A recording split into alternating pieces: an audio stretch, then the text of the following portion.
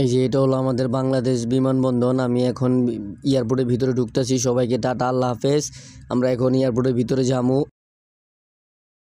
এয়ারপোর্টের ভিতরে ঢুকে দিয়ে খিদা লেগে গেছে, গেলে দুই ভাই মিলা খাইতাছি। ওই আমার সাথী ভাই, আমরা দুইজনে একসাথে এক জায়গায় যাবো, এক কোম্পানিতে। খাওয়া দাওয়া শেষ, এখন আমি মুজো খাইতেছি।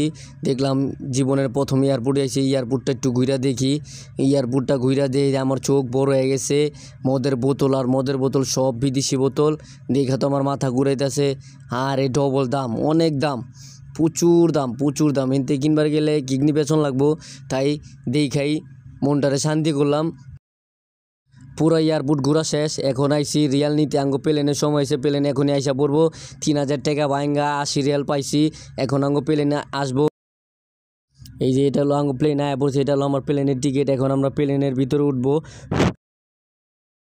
এই যে প্লেনের ভিতরে বয়ে রয়েছি। এখন এই প্লেনটা ছাড়বো বাহরাইনের উদ্দেশ্যে।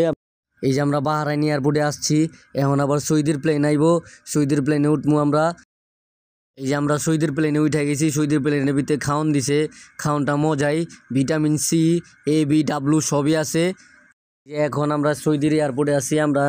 আমরা সৌদিতে আইসা পড়ছি ইনশাল্লাহ। এখন আমরা কাজের জায়গায় যাব, ঢাকা হোটেলের সামনে যাবো আমরা। হ্যালো গাইস, 3 ঘন্টা পর এই যে ঢাকা হোটেলের সামনে আমরা পৌঁছাইছি। এখন আমগো নিতে আসবো গাড়ি দিয়া। সবাই দোয়া করবেন যেন ঠিক মতো এই সৌদিতে থাকতে পারি। আল্লাহ হাফেজ। লাইক, কমেন্ট, শেয়ার করবেন। সবার কাছে দোয়া রইল। আসসালামু আলাইকুম।